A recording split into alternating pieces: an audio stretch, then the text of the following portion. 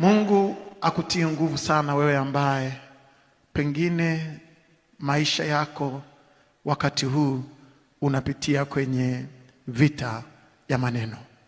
Vita ya maneno. Na kuna familia inayopitia vita vya maneno. Kuna jamii ya watu inayoweza kupitia vita ya maneno. Vita ya maneno ni mbaya kuliko hata vita ya silaha. Vita ya maneno. Ukikuta mji una vita ya maneno, boma lina vita ya maneno, familia ina vita ya maneno, ndoa ina vita ya maneno, hakuna kitu kigumu kama hicho. Kuna wakati pia taasisi inapita kwenye vita vya maneno. Kuna wakati hata usharika unaweza ukapitia kwenye vita vya maneno.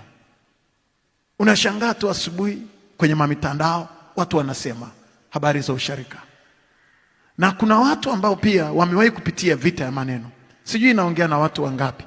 Unaweza ukapitia vita ya maneno ya wifi yako, unaweza ukapitia vita ya maneno ya shangazi yenu, unaweza ukapitia vita ya maneno ya kawaida kwenye family level, kwenye jamii ya kwako. Lakini kuna wakati unajikuta unapitia kwenye vita ya maneno, dunia nzima inakushambulia. Dunia nzima inasema wakati mwingine kinyume chako. Na wakati ule wale watu ambao wamewahi kupita kwenye vita ya maneno wanajua namna ambavyo unaamka unasikia kuumwa, unaweza kwenda hospitali ukamwambia daktari nilaze, nasikia kuumwa, yani naumwa mgongo, naumwa kichwa, nasikia kizunguzungu, nasikia kukata tamaa, nasikia hovyo.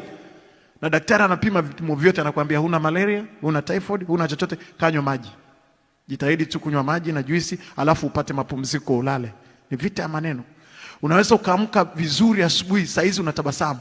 Inafika saa 4 unajisikia uchungu rohoni, umekata tamaa, unajisikia kutawanyika kabisa.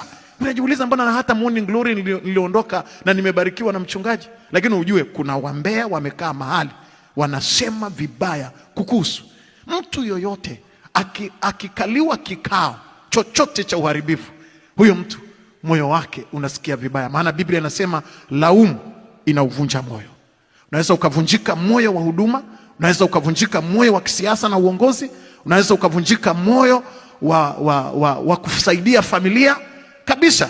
Unajitahidi, umejenga nyumba kwa ajili ya wazazi, unalipa bili za umeme na maji, lakini maneno yanayotokana kwenye hiyo familia, wadogo zako na ndugu zako wengine, unavunjika moyo. Unaweza ukavunjika moyo ukavunjika moyo katika kufanya biashara. Umeapizwa tu, ule moyo wa